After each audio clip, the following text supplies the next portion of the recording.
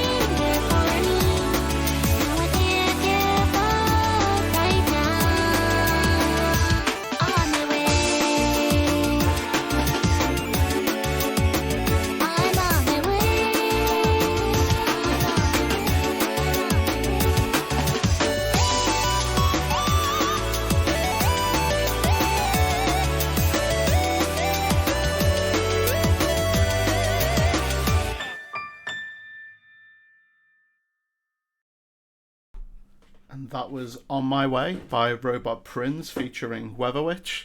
Yeah, I really like that one. A lot of people in the chat as well. Any7, hello, says super cool, lovely arps.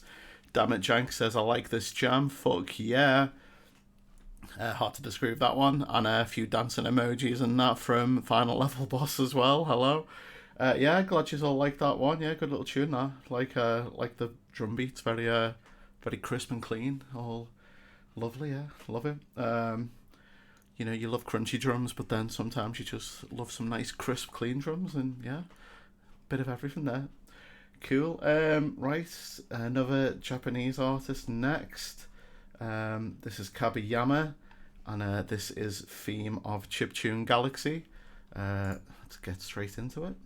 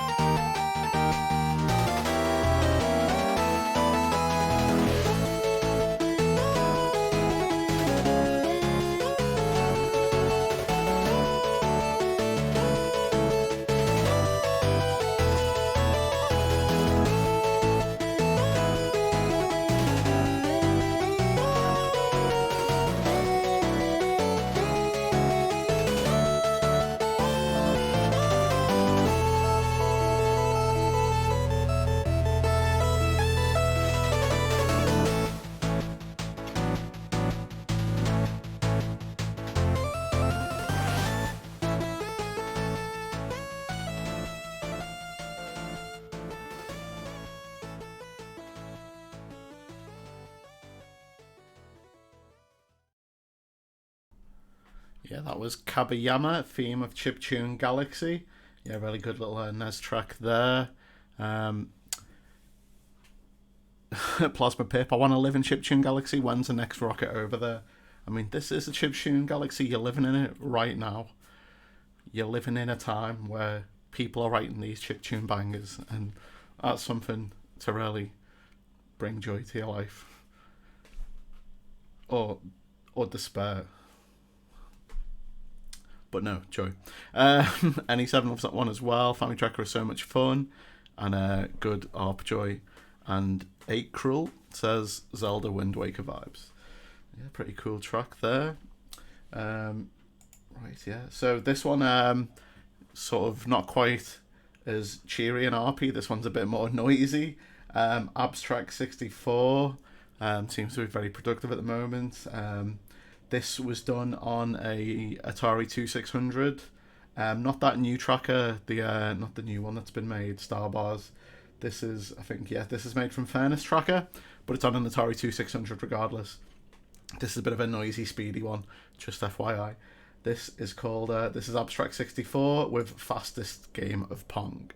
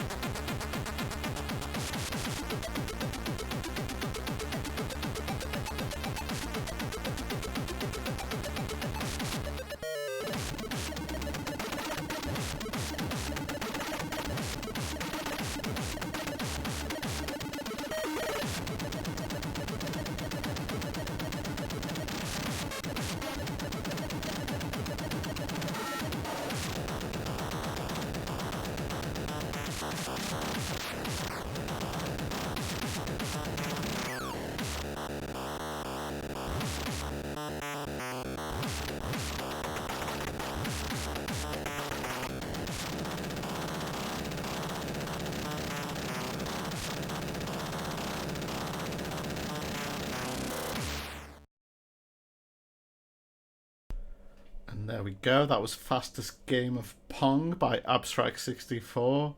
Yeah, I really like that one. Do love a bit of noisy, speedy metal type stuff. Very much, yeah, Doom level 1 vibes. NE7 says, and yeah, I can't believe that's that's just on 2 channels. That's wild. Yeah, that's, I don't know. Just sometimes I'm just like oh, that's a massive tune though.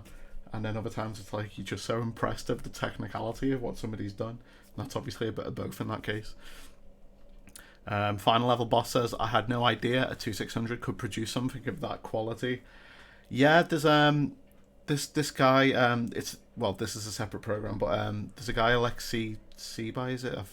I'm sorry, not off the top of my head. He's just made a tracker for the Atari 2600 that's kind of detuned it, because I think the Atari 2600 was kind of infamous for having basically a Jag sound chip that sounded a bit off key and all that. So he's made something that's fixed that, but you can track music on it and stuff. But this is obviously through HUGETracker, which is a multi-system tracker. But yeah, obviously it's amazing what people can get out of stuff. So yeah, very well done from everyone. Alexei Eben, sorry, NE7 cracked me there. Thank you very much. Yeah, so if you want to get into Atari 2600 music, now's the time. I think it's probably yeah, it's so wild. It's like literally 50 years after that console's been made, people are still doing stuff, and cool. I love chiptune. It's great. Right. So yeah, we've gotten into Tom 10K, so it's not too many tracks. I've only got like 3 more for you before we go on to Tom, and obviously we'll play a few more after that as well, and in between the interview. So yeah. This is Beej, we've played on this show before. This is a new track from them. This is Coaxed from the Ether.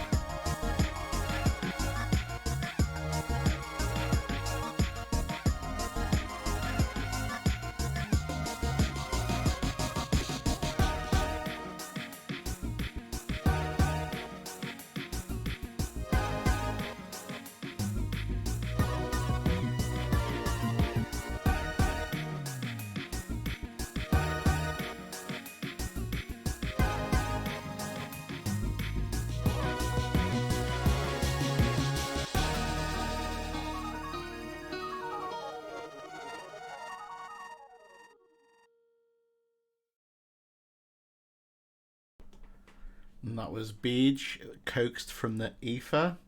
Yeah, a lot of love for that track as well. NE7 core, this is lovely. Great use of impulse tracker. Final level boss says proper chill out track. And martial art band says lots of nice textures and well composed.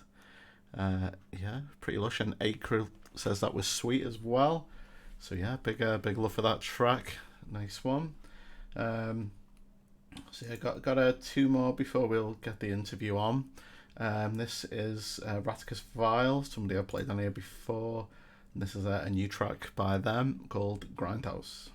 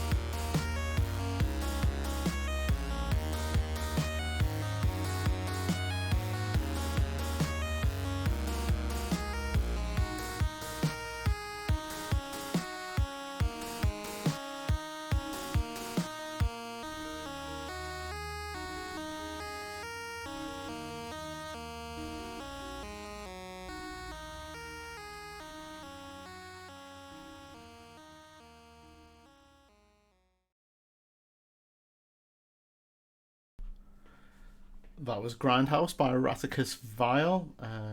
Yeah, good little track there. And so yeah, we've got sorry about that. Got one more track before I'll pop on this interview with 10K. This is Ray 8-Bit, another Japanese artist, and this is Pursuing Your Ospective.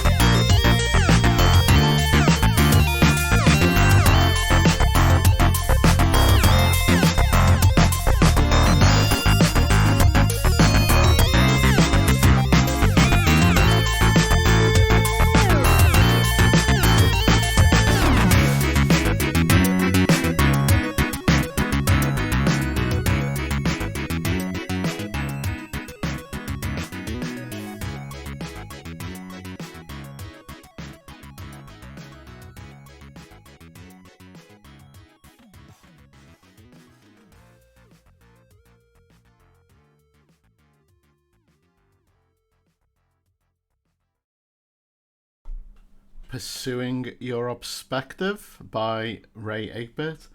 Was that track just there? Yeah, really good one. That one. Martial Art says excellent. And Any7 says that one's got the funk.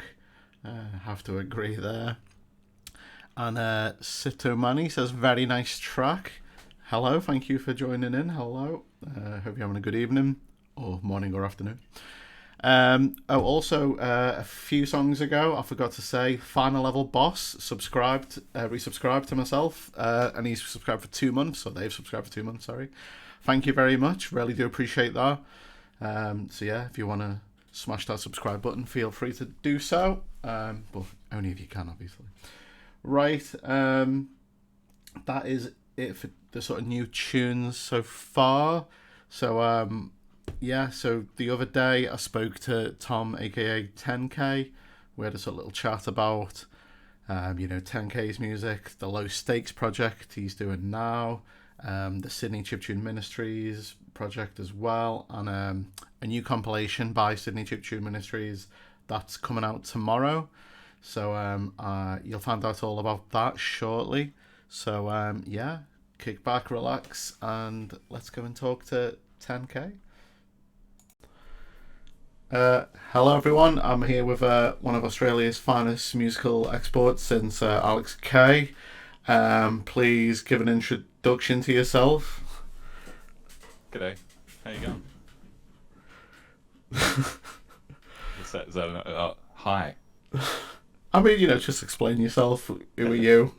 Explain yourself. Explain yourself. I don't know what's going on. Known as 10K, 10,000 free men, their families, Low Stakes, Dr. Dollar Dollar, Cool Thomas.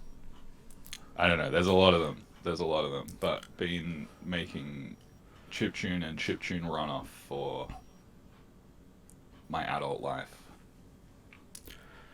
Okay, well, fair enough. Guess we'll start before Sorry to hear that.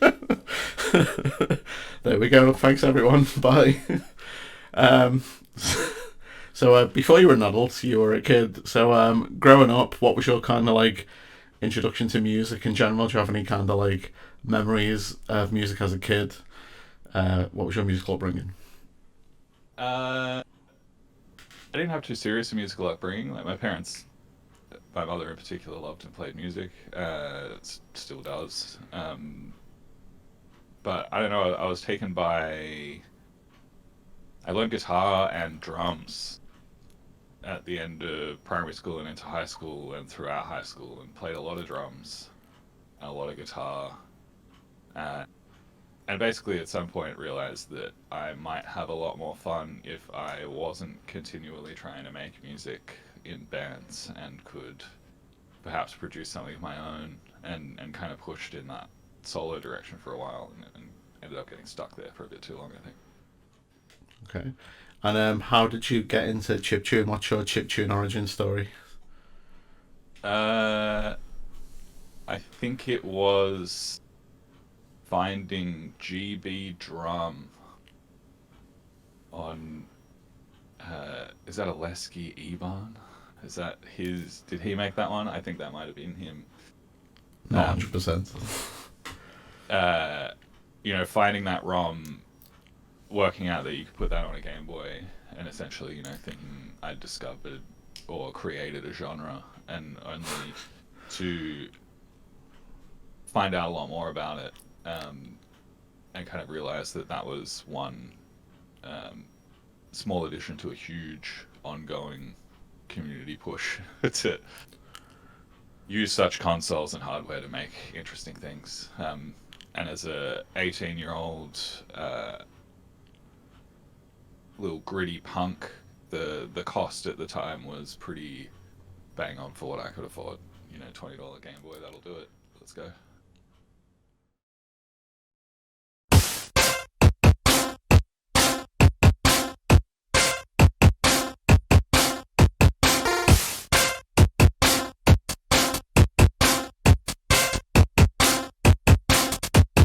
We should all be friends. We should and sing together. We should all get along all the time, no matter what. We should listen to chip music and be happy. Yeah. We should all be friends forever. We should all be friends forever. We should all be friends, friends, friends. We should do a finger painting of a rainbow and then use that as gift wrapping for the gifts we'll give each other. That's fair enough. And then that's kind of quickly enough end up making music as 10k, 10,000 free millions of families. Where did that name come from? A very good friend of mine who played in the 10k Magic Band, or the live version of 10k that I did for like a hot minute, Alex Tullett, who also makes music under the name Law Spinner, makes some really cool dungeon synth. But basically he was in a very outrageous psychedelic prog band at the time called Super Florence Jam. And he said, essentially, like, wouldn't it be funny if your name was even more long, obnoxious, and ridiculous? And he said 10,000 free men and their families, which is the name of a particular issue of a web comic he was reading a lot of at the time, called The Damage is Done, but it's not irreversible, or something. And the damage is done and it's irreversible, something like that. But a classic web comic, very funny. Okay. And that name stuck, basically. I was like, yeah, sure, why not? And then you get to a point where, you know, the joke name for the joke thing is now the name for the thing that is the main thing you do. Yeah, classic. No, of course. We can't all have serious names like CalmDownKidder, so, you know, it's one of them how it works out. Exactly. So yeah, with 10k, it kind of blew up. You released 2 EPs in 2010, and you ended up like doing loads of shows, especially obviously in Australia. But you played all across the world. You played 4 continents. That seems to be like the we haven't got a 5-continent person yet, but certainly 4 continents you've played. Were there any particular standout performances during your sort of live 10k run? Question. I mean, basically any of the shows that happen overseas are usually interesting in one way or another. If nobody comes, it's funny. That's funny in itself. And if people do, it's even more funny, because you're like, why would you come to see this? But yeah, I suppose Blip, what I remember of it was very fun in New York. I also really, really enjoyed the first Blip in Australia. That was just like a massive moment for Australian chiptune and the broader Square Sounds crew. Yeah, I mean, I also have a great memory of playing in a dingy little pizza bar in Liverpool. Hey! With a bunch of straight edge punks all trying to mock my accent. That was pretty fun. Stuff like that's always the best. And you ruined the show by playing Magic the Gathering with one of them as well. Yeah, look, now he runs a Magic podcast. That's right. So it's all worth it. That's fair enough. And I guess also with the shows, you played a few shows in Japan. So how was it like? Because obviously your music, or 10K's music, is very... There's a lot of lyrics and obviously a lot of references and stuff like that. How did the sort of English language set go over in Japan? Mixed. Like I think maybe the joke doesn't translate quite as quickly, but then I did have a number of individuals coming up to me after being like, bad karaoke, and I was like, yeah, I think you're getting close to understanding what I'm putting down. Yeah, mood. I do remember also from that show in Japan deciding that I'll never buy another pair of jeans from Uniqlo, because I bought them that day, played a show in them, and I could see every part of my underwear after them. So Oh wow. the more you know.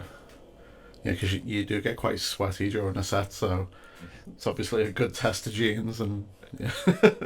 So we don't rep Uniqlo. Unless you're giving us free stuff, then yeah, hit me up. Yeah, sure, yeah. I'll try them again. Yeah. Yeah, things have times have changed. Could be different. Probably worse. Could be. Back at home with the live touring. You did a tour with the David Lee Part Band when he came over to Australia, I believe. How did that come about? Did you get to hang out with him? What was he like? Yeah. That was an interesting one. I feel really terrible. I can't remember the name of the guy who ran that touring company, but he used to put on some pretty interesting bills that kind of straddled the kind of hardcore and metal comedy line, which is maybe strange, but on that tour, I believe it was the Stiffies, if I'm not mistaken, which I think their name kind of sums up the kind of band they are. Totally Unicorn also played, who are like, you know, magical animal hardcore is kind of their tagline. And then David. And I did drive around with David.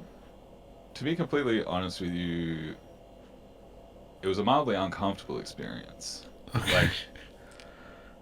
Like, David is a very interesting, engaged individual, but yeah, so some of the things that were going on just made me feel like he may not have quite understood what was going on, the value exchanges that were happening, and he had a few interesting incidents trying to sell his music to random churches we drove past. So yeah, very interesting experience. I hope he's doing well. But yeah, that was genuinely strange, genuinely very strange.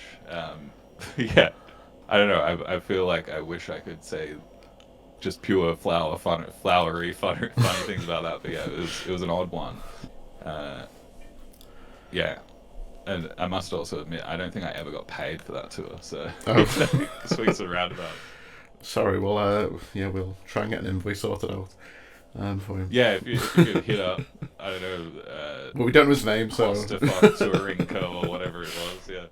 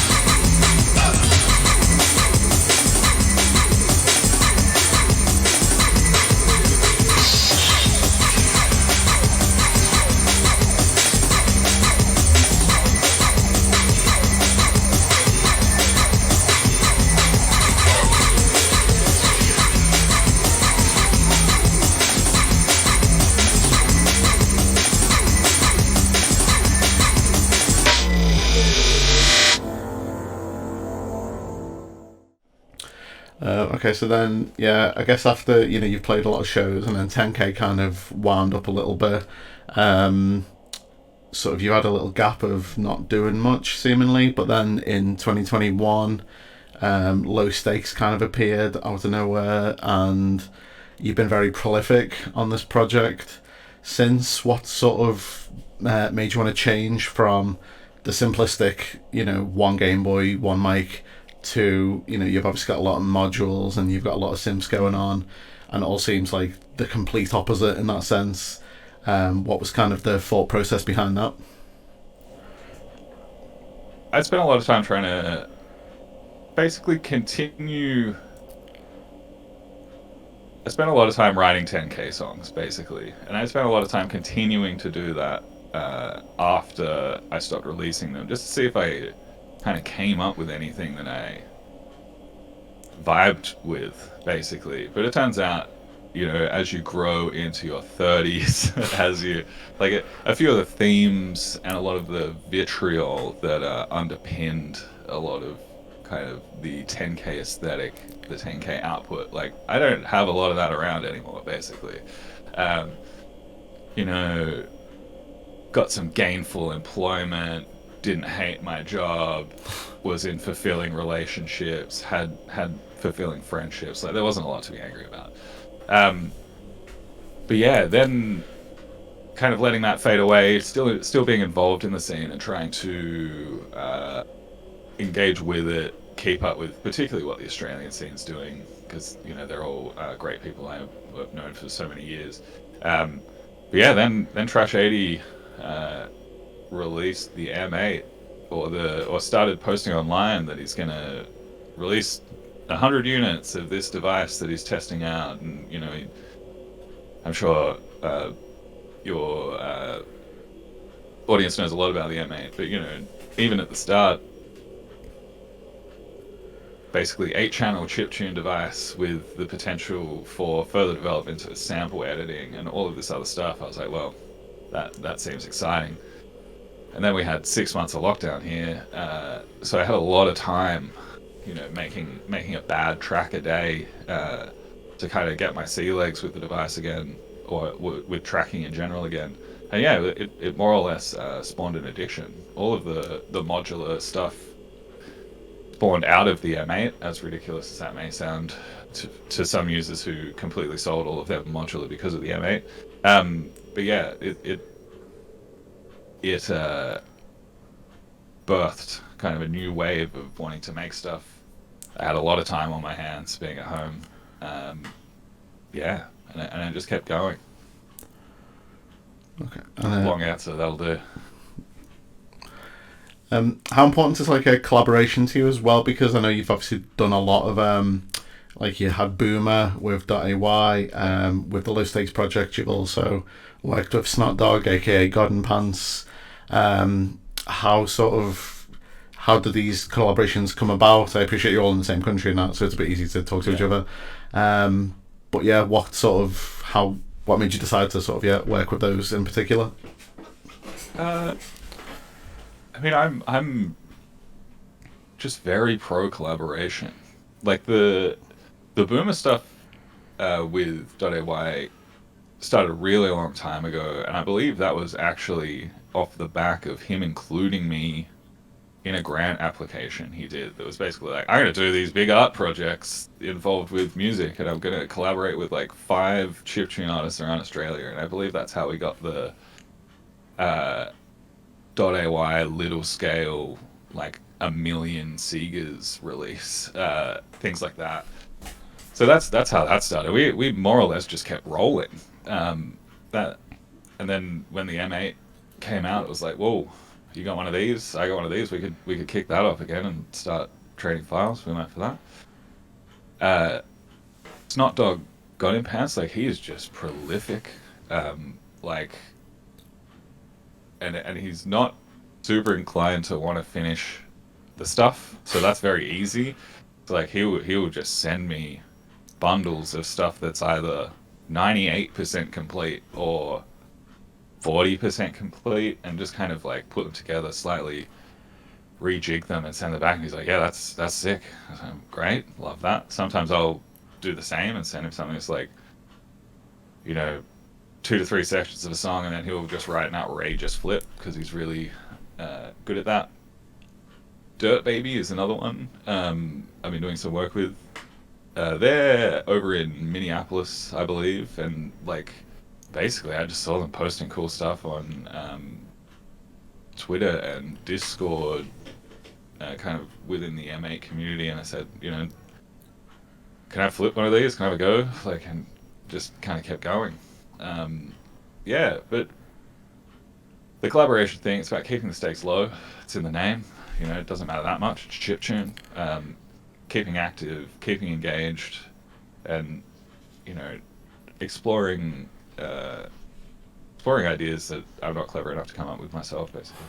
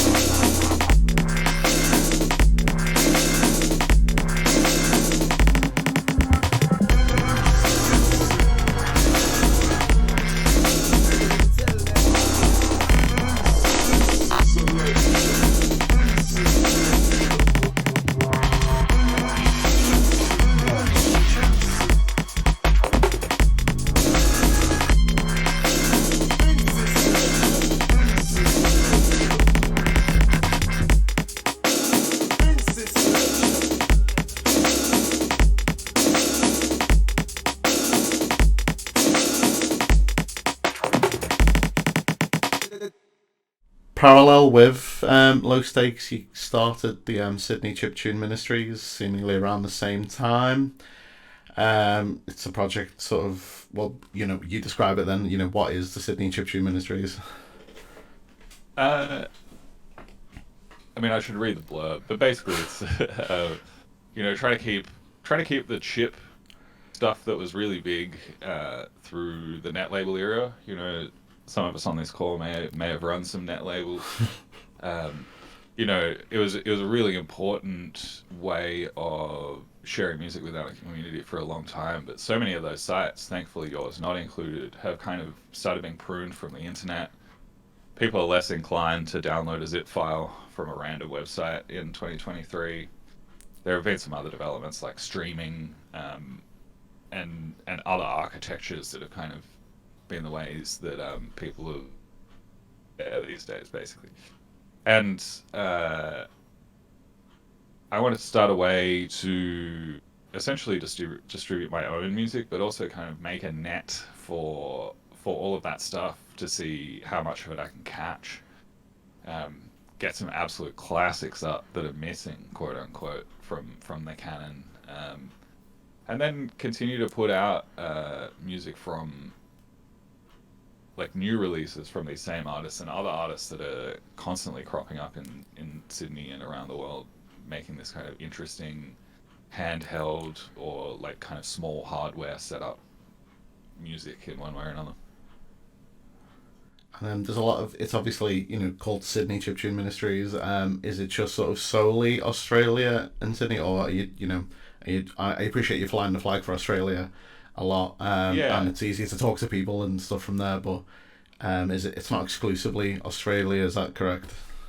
Oh, not at all, not at all. Really, the Sydney City Chiptune Ministries thing was like there's a Melbourne Chip Music Academy. It was just like trying to like go hard. Yeah, there's nothing behind it, and the only thing we preach really is like DIY electronic music. That's like it's all yeah, stupid name. I'm one for stupid names. But yeah, there is stuff from all around the world. You know, stuff that you put me onto. In fact, like Vera, really important to me on the label. We've got some UK artists. Harley's got some stuff out through. Like I helped upload some of his older stuff that fell off everything but Bandcamp. So Sick. stuff like that makes me happy that people can go stream. You know, get trolley problem. Is it trolley problem? Yeah, whatever that Harley track is. That's very funny. No, it's definitely a good thing. Like it's just almost like archival, but for modern sort of streaming services. So, yeah, nice one for doing it. What you've done so far, and hopefully we'll see a lot more from it as well. And obviously this is leading up to the next bit. Coming out tomorrow. Off your trolley. Off your trolley. Off your trolley. Sorry, yeah. Yeah. So yeah, coming off. So obviously, the latest release is going to be Handheld Breaks, which is out Friday, September the 15th. AKA tomorrow. This is obviously a load of Australian acts who have submitted tracks. What made you decide to release this, and what made you decide to organise this compilation as well? Yeah, really the compilation came out of nowhere. I was helping run an event series called Vitalize, which is primarily run by a guy named Luke, who's basically prolific within the local modular scene and electronic scene. He's super prolific in that.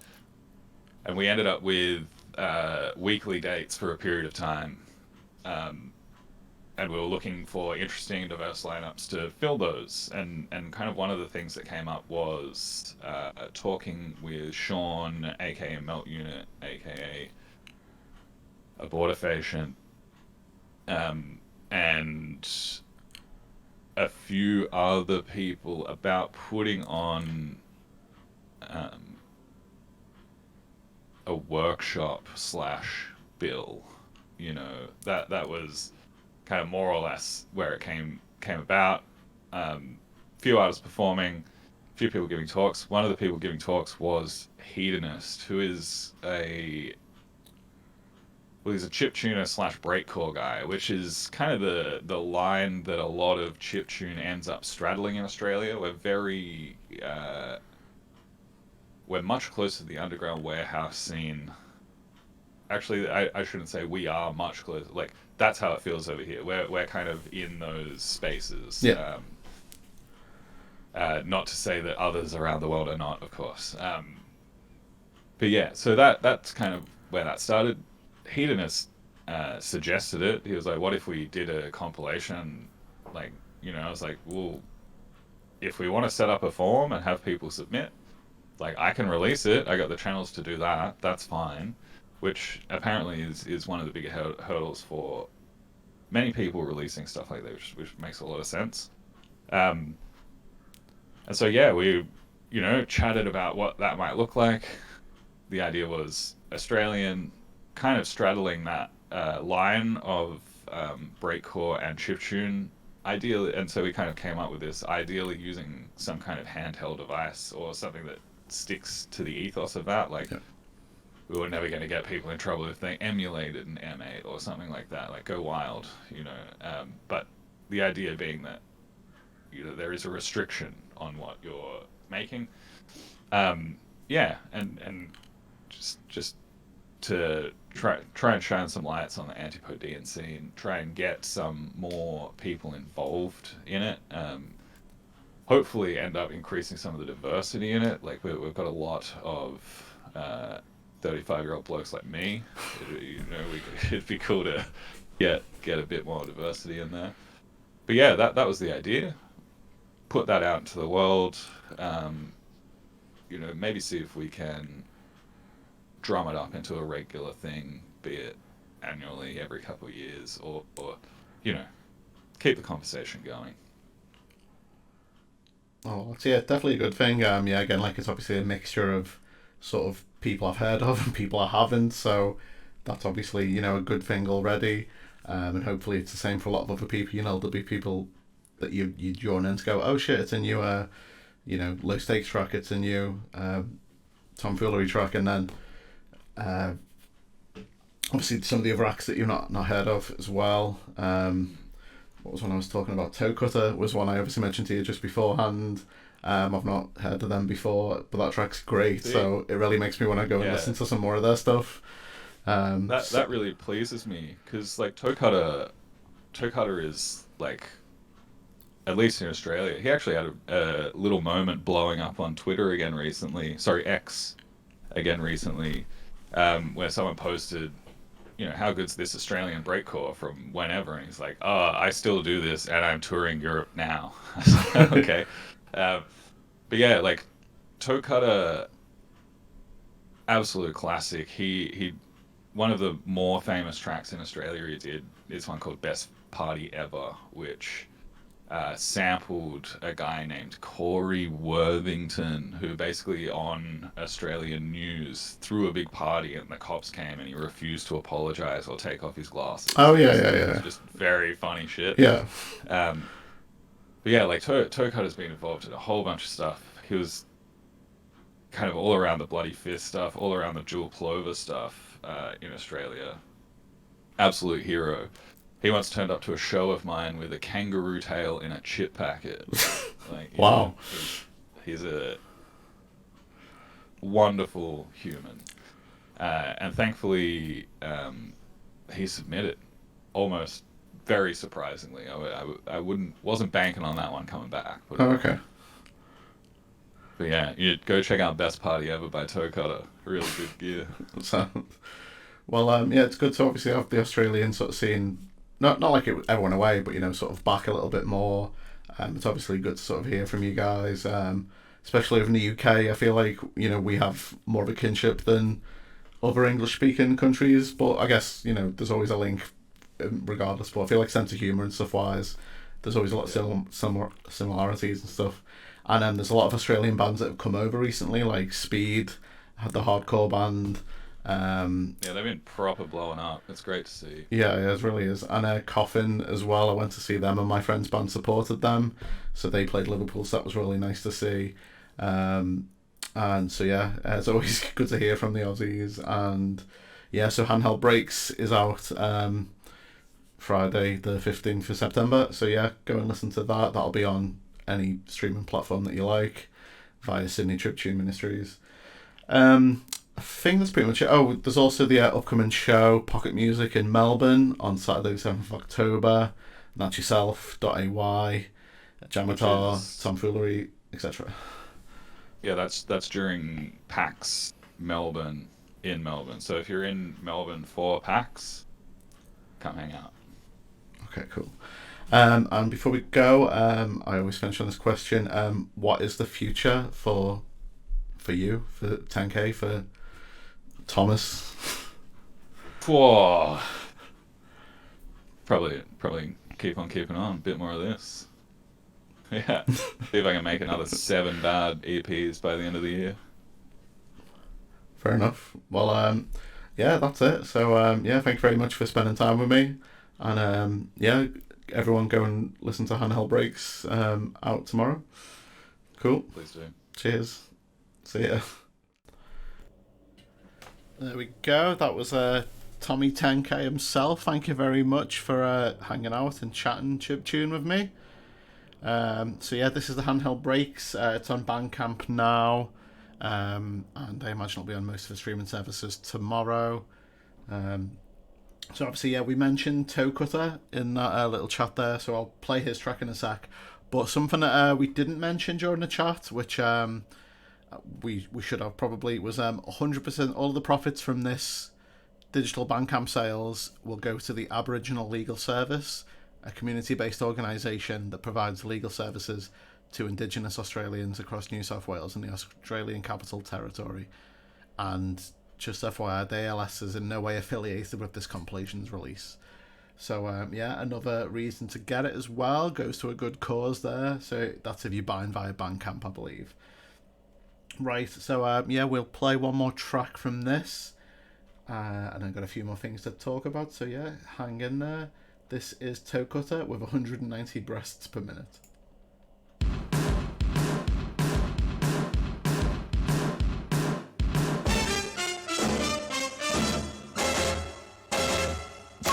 Parts of our cultural heritage slip through the cracks.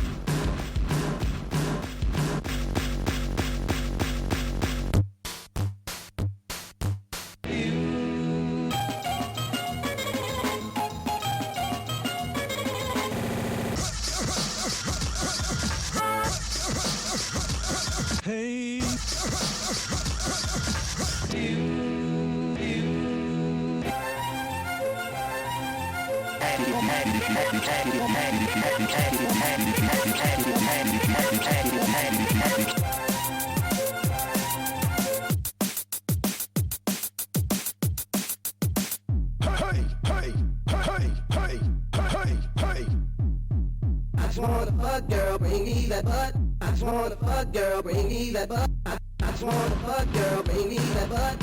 Let me lick you up until that bitch starts to bust. Let me take you downtown, let me turn you out. Let me eat that pussy until you start to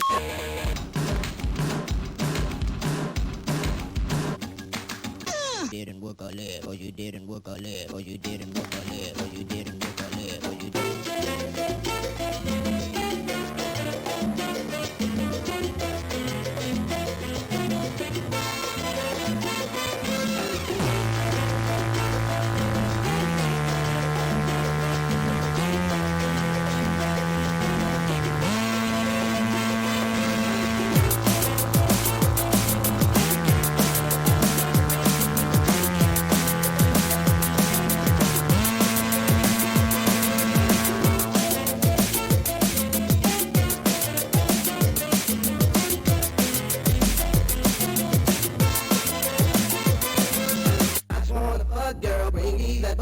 Let me lick you up until that bitch start to bust. Let me take you downtown, let me turn you out. Let me eat that pussy until you start to you didn't work a leg, or you didn't work a leg, or you didn't work a leg, or you didn't work a leg.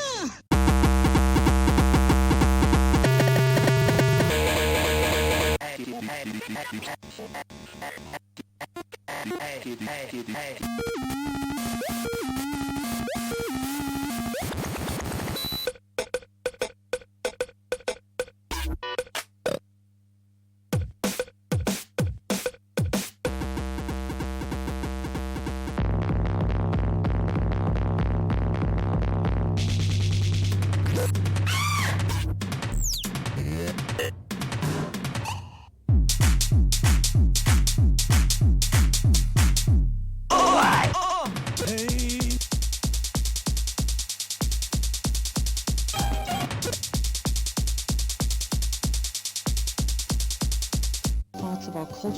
heritage slip through the cracks, if you will. Parts of our cultural heritage slip through the cracks, if you will. Parts of our cultural heritage slip through the cracks, if you will. Parts of our cultural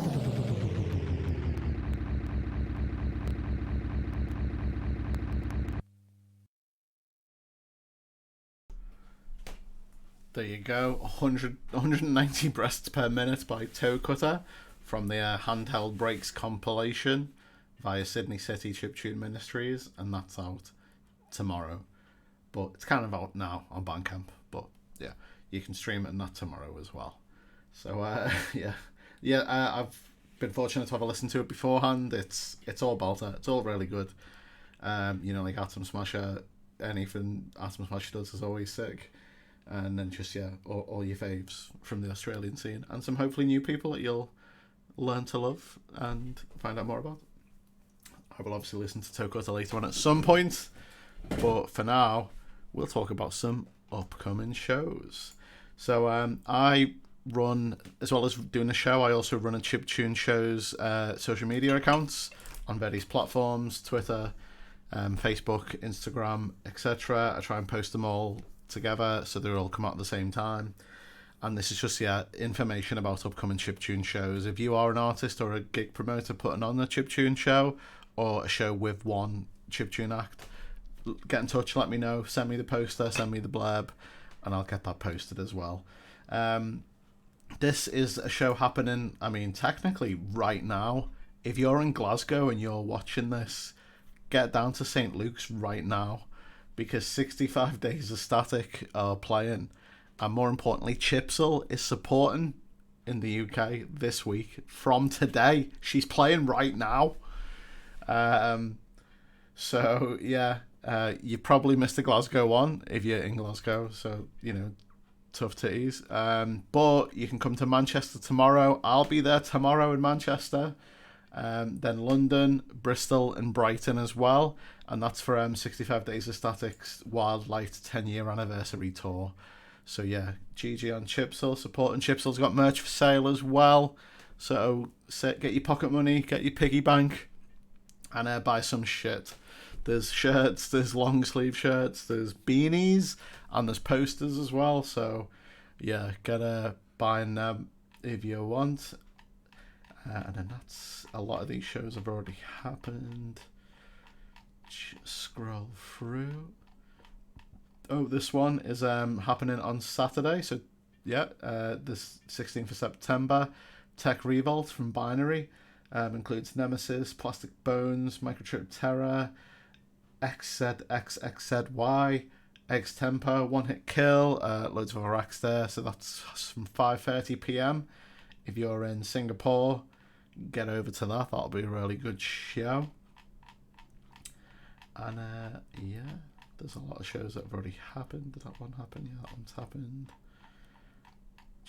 Oh yeah, this one in this Sunday in Tokyo, the Shibuya Pixel Art event, including Chip Tanaka, Sexy Synthesizer, Tobokagao, Ray 8-Bit, who we just played before, Piccolo, and then loads of sick VJs as well, M7 Kenji, Meep, Roy 8-Bit, etc, etc. Go and see that if you're in Tokyo. That'll be a really good show. And if you don't have enough Chipsel in your life, Friday the 6th of October in Sheffield, there's a event as part of the Sensoria Festival, including Harley Likes Music, Chipsel and Pizza Hotline. So if you can make it over to Sheffield, UK, go and see them. That's last week's show. That's this week's show. And then that's the show we just mentioned with Tom. So yeah, 10K Free Men, Tomfoolery in the Family Jewelry, Jamatar Music. Yeah, there we go. Pocket Music in Melbourne, Australia. And this show is on the 16th of September, so that's this Saturday. 2G1B, Orlequin, Necrologic, Mars Rapallo, La Filinera, and that's in Argentina, Buenos Aires. So yeah, if you're in Argentina, get down to that. That should be a good show. And then a podcast is happening by Spacetown called What Happened to Chiptune. A podcast about the rise and the fall of the chiptune scene interviewing foreign, current and former members of the worldwide scene about the history of chiptune. So I know Null Sleep's going to be a guest on this at one point. He's posted that. I don't know who else is going to be on this. That'll be interesting. There's one episode at the moment. It's only like a 10-minute little intro episode, but it'll be interesting to see who he's talking to and that. So yeah, what happened to chiptune? I mean, it's right here. Chiptune's right here. It's still happening. Nothing happened to it. It's happening. And what also is happening is tech news.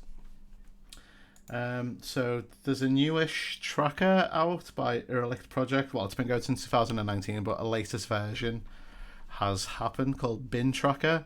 So it's obviously labelled there a chiptune audio workstation for the 21st century. So yeah, it's another sort of multi-tracker, I believe. So yeah, about Bintracker. Bintracker is a modern programmable chiptune music editor.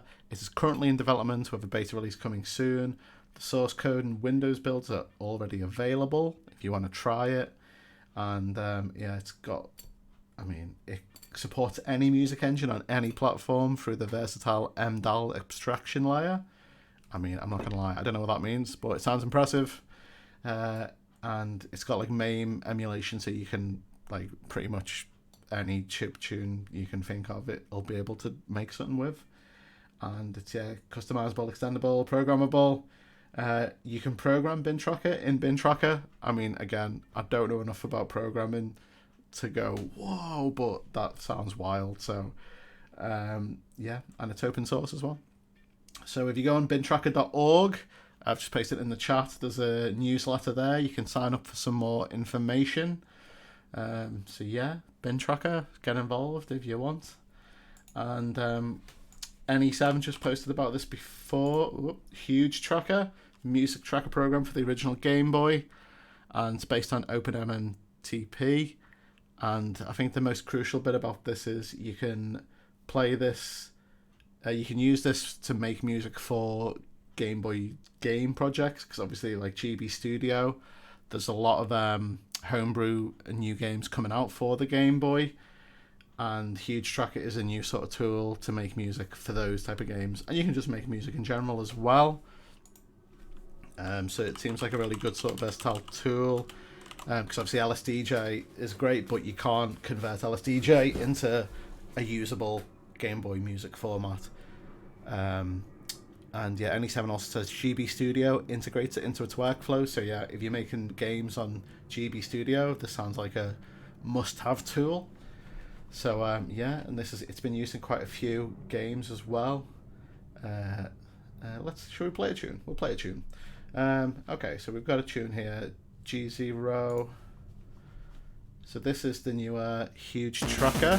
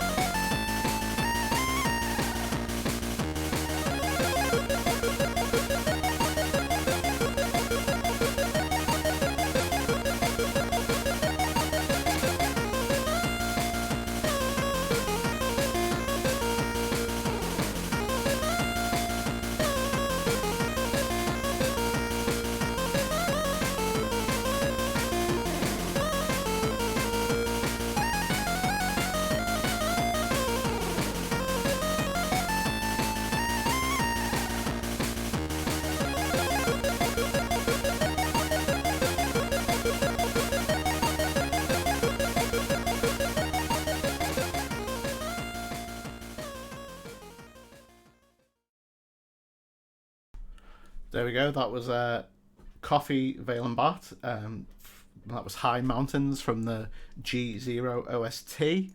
and that was made on HUGETracker. So yeah, if you're like Game Boy music, and especially if you're making stuff for Game Boy games, then yeah, get on that one. And we've got yeah, I think that's kind of it, really. What else was I supposed to talk about? No, that's kind of it for the week, really. We've got one more track from the vault. So yeah, oh, and before yeah, we'll play this anyway. So this is from 2011, Winter Chip 6, submission by Fearofdark. This is Zoning Residential.